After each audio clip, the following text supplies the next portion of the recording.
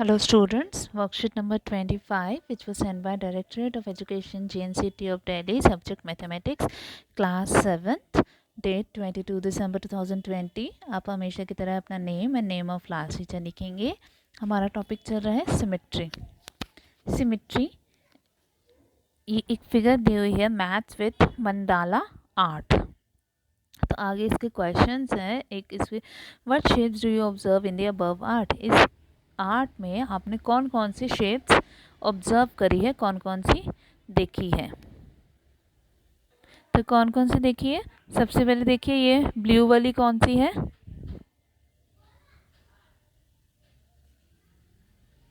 Blue वाली rhombus. फिर red वाली क्या है, ट्रेपीजियम, ZIUM, ठीक है। और फिर ये जो है क्रीमिश सा कलर, ये क्या है, डायमंड, और यू कैन से काइट, है ना। फिर जो ऑरेंज कलर का है ये स्क्वायर, और कौन सा रह गया, ये ग्रीन कलर ट्रायंगल। हो गए सारे। अब फिर नेक्स्ट क्वेश्चन है, choose any shape from the above. इसमें से कोई भी हम एक शेप ले लेते हैं, ठीक है। राइट इट्स नेम, इसका नेम लेते हैं, हम लेते हैं square.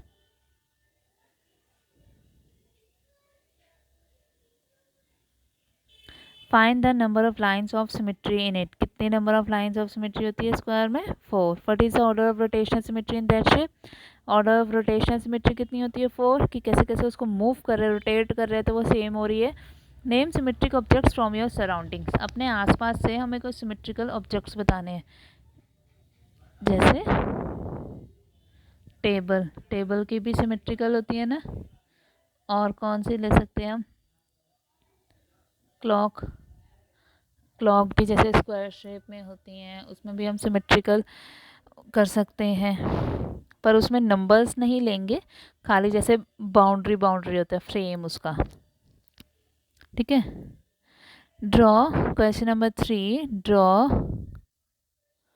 Lines of symmetry of the following figures. इसमें लाइन्स ऑफ सिमेट्री बतानी है, ड्रॉ करनी है। तो इसकी प्लस की कैसे हो जाएगी, एक तो ऐसे हो जाएगी, ठीक है, 1 2, अगर ऐसे करें तब भी वो है 4 हो गई। इसमें खाली एक ही लाइन आएगी ऐसे एकदम सेंटर से, इसमें भी 1 ही लाइन आएगी, और इसमें भी 1 ही लाइन आएगी। In the following figures which is a line of symmetry M1 M2 और बोथ, M1 M2 या बोथ, कौन सी लाइन ऑफ सिमेट्री है इसमें।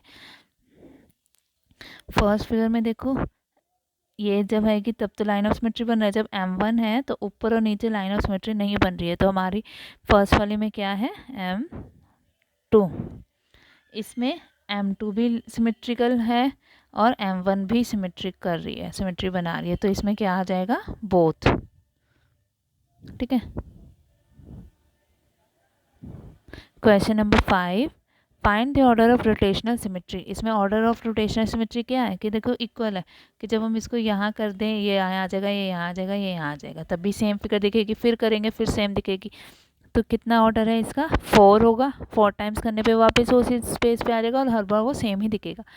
Find the degree measure of the angle of rotation. तो कितना, जब इसको यहाँ से यहाँ लाएंगे कितना डिग्री है, 90 डिग्री, 90 90 90 डिग्री पे वो सेम ही दिख रहे हैं। तो डिग्री मेजर एंगल कितना हो जाएगा, एंगल ऑफ रोटेशन 90 डिग्री।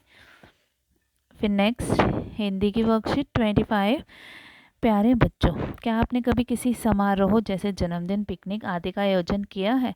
आप जानते ही होंगे कि ऐसे किसी समारोह के आयोजन हेतु योजना बनाना और तैयारी करनी पड़ती है। तो अगर हमें कुछ पार्टी करनी है तो हमें पहले से ही तैयारी करनी पड़ती है ना।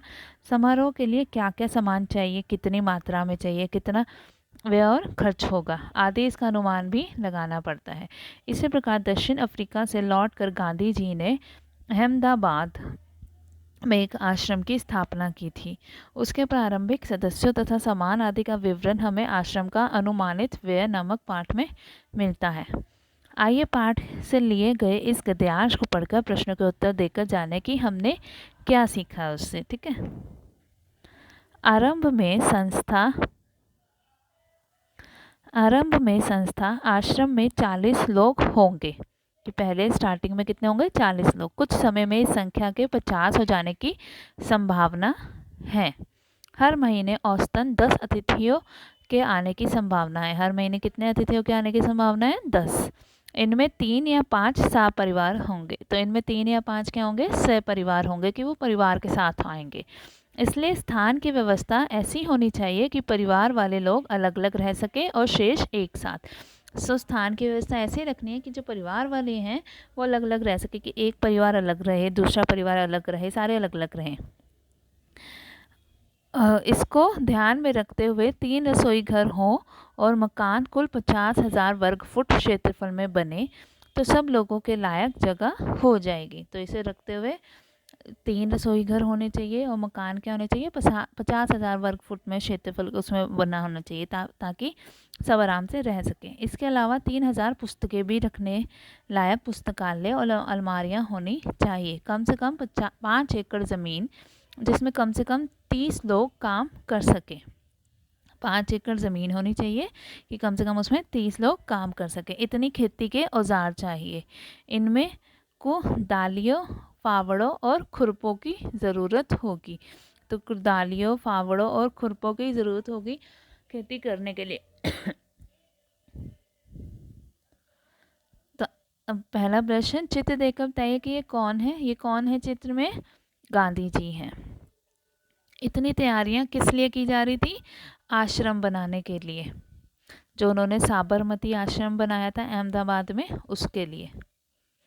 हर महीने औसतन कितने अतिथियों के आने की संभावना थी? कितने अतिथि आने थे? 10।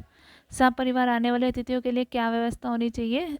स्थान की व्यवस्था होनी चाहिए ताकि परिवार वाले एक साथ रह सकें। अब एक्टिविटी है, क्या आपने कभी अथवा बागवानी से संबंधित कार्य किया है अथवा किसी को खेती करते हुए देखा है? इस आधार पर आप बताइए कि खेती करने के लिए कौन कौन से औजार चाहिए, उनकी सूची बनाइए। तो कभी आपने किसी को खेती करते हुए देखा होगा तो वो क्या क्या कौन कौन से औजार यूज़ कर रहे थे और खेती करने के लिए हमें क्या कौन कौन से औजार चाहिए होते हैं, उसकी सूची बनाएंगे और आप यहाँ लिखेंगे। ठीक है।